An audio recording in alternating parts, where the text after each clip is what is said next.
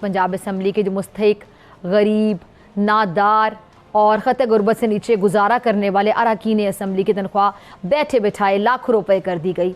12 करोड़ 50% जो आबादी है वो गुर्बत से नीचे, ख़त नीचे ज़िंदगी गुजार रही है।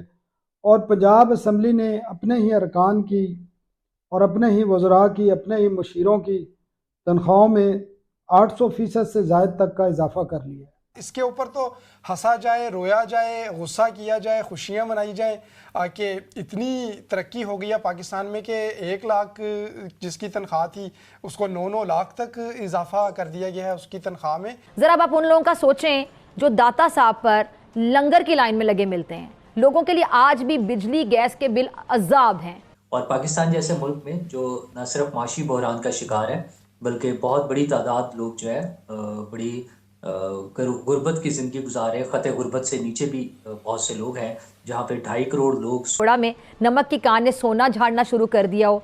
बिल की मंजूरी के बाद हर रुकने पंजाब असम्बली की माहाना तनख्वाह 1,76,000 रुपए से बढ़कर 4 लाख रुपए हो जाएगी, जबकि सूबाई वजीर की तनख्वाह 1 लाख रुपए से बढ़कर 9,60,000 रुपए हो जाएगी। स्पीकर पंजाब असम्बली उनसे भी 1.25 लाख रुपए की बजाय 9.5 लाख रुपए माहाना तनख्वाह वसूल करेंगे, जबकि डेप्यूटी स्पीकर साहब भी आइंदा 1,20,000 नहीं बल्कि पूरे 7.25 लाख रुपए का चेक लिया करेंगे।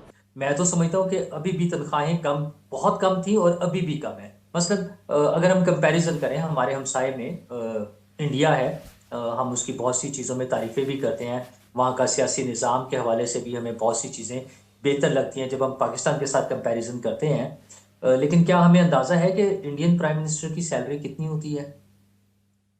वो डॉलर्स में भी तकरीबन अगर हम या पाकिस्तानी रुपीस में चले हम कर लें, महाना अगर हम उसको करें तो वो तकरीबन 21 लाख रुपए तनख्वाह बनती है इंडियन प्राइम मिनिस्टर की। लेकिन अच्छा, उनका जब फर्क जो है वो मैं इस वजह से भी आता है मैं कि इस तरफ आ रहा हूँ, मैं इसी तरफ आ रहा हूँ। अभी जब आप बात कर रहे हैं, आप 5 लाख रुपए सैलरी जिस मिनिस्टर की या वजीर आला की जब हम बात करते हैं, आपको अंदाजा है कि बरतानिया में बैठे हुए जब हम बात करते हैं तो 5 लाख रुपए का क्या मतलब है? वो 2,000 पाउंड नहीं बनते, तकरीबन 1,500 पाउंड बनते होंगे। ठीक है? तो सर अच्छा, आप आपको पता है नूरुल्लाह साहब, मैं आप इससे कंपेयर कर लेना। तरफ आ रहा हूँ। पाकिस्तान में किसी सरकारी कॉलेज के प्रोफेसर की तनख्वाह क्या है, किसी प्रिंसिपल की तनख्वाह क्या है? अच्छा, आप मजदूर तबके पे ना भी जाए। आपको अंदाजा है पाकिस्तान में सरकारी प्रोफेसर की कितनी तनख्वाहें हैं? आप बताइए। 9 लाख तो नहीं है, 12 और 2-2 लाख रुपए, 2-2 लाख रुपए, 9 लाख और 2 लाख में बहुत ज्यादा फर्क है नूरुल्लाह। लेकिन वो आप ये भी तो देखिए ना, उन्होंने पीएचडी भी तो की है। आप रुकन पंजाब असम्बली की अगर 76,000 रुपए से तनख्वाह बढ़ी है तो वो उसके जो एक प्रोफेसर की तनख्वाह से ज्यादा है। आपको पता है पाकिस्तान में गुर्बत कितनी ज़्यादा है, और जो आलमी इदारे हैं उनकी जो रिपोर्ट है उसके मुताबिक तकरीबन पाकिस्तान की निसफ आबादी जो है गुर्बत की लकीर से नीचे ज़िंदगी बसर कर रही है।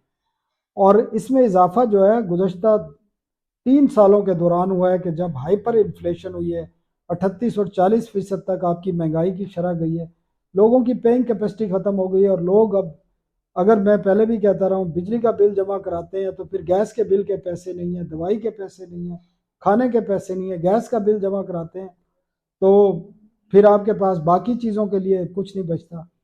अब मैं बताऊं ना, वज़रा की तनख्वाह जो पंजाब में थी वो 1 लाख रुपए थी, और ये मैं आपको जो मराद हैं, इनकी TADA हैं, इनके ट्रैवलिंग अलाउंस हैं, इनकी गाड़ियां हैं, इनके दफातर हैं, इनके मुलाजिम हैं, ये उसके अलावा है, वो सब अलहदा इनको मिलेंगे जी। वो इससे बिल्कुल हट के है।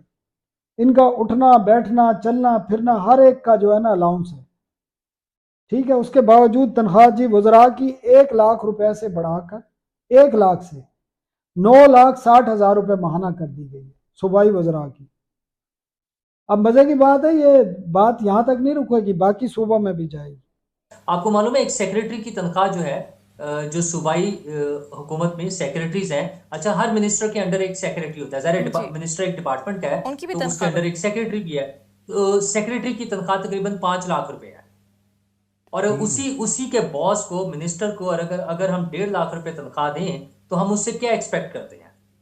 मसला तनख्वाहों का नहीं है, मसला खर्चों का नहीं होता, मसला एफिशिएंसी का है, मसला उनकी वर्किंग का है कि वो क्या डिलीवर क्या कर रहे हैं। मैं कहता हूं उनकी तनख्वाहें इससे भी डबल कर दें, लेकिन उनके डिलीवरेबल्स होने चाहिए, उनके कोई जेडीज होने चाहिए, उनकी असेसमेंट होनी चाहिए उनकी जॉब की, उनकी परफॉर्मेंस की, और वो टाइम टू टाइम उसको क्वार्टरली कर लें, एनुअली कर लें, या कम से कम जब एक हुकूमत खत्म होती है हम उनको एनालाइज करें। जी, मैं सिर्फ ये चाहती हूँ, मुझे बस एक क्वेश्चन पूछने की इजाजत दीजिए। आपने बिल्कुल बात ठीक की है कि तनख्वाहों में इजाफा ये कोई बड़ी बात नहीं है, चूंकि ये बहुत ज्यादा इजाफा हुआ है इसलिए ये खबर भी बन रही है, लेकिन इसके अलावा इन्हें टीएडीए मिलता है, इसके अलावा इन्हें फ्री मेडिकल मिलता है, इसके अलावा इन्हें फ्री हाउसिंग मिलती है। सर सब छोड़ दें आप, हुकूमत की जानिब से मुकर्रर करदा कम से कम माहाना जो उजरत है वो 37,000 रुपये भी खुशकिस्मतों को मिल रही है। आपने उन बेचारों की फिक्र करनी थी, उनके लिए काम करना चाहिए आप लोगों को, और आपने तो अपना ही जो बेड़ा पार लगा लिया। सियासतदानों ने तनख्वाह कम थी, बढ़ाना ज़रूरी था। बिजली गैस के जो बिल हैं वो तंग कर रहे थे तो 50-60 हज़ार रुपये बढ़ा लेते, चले 1 लाख 1.25 लाख रुपये बढ़ा लेते, 5-5 लाख रुपये यकमुश्त इजाफे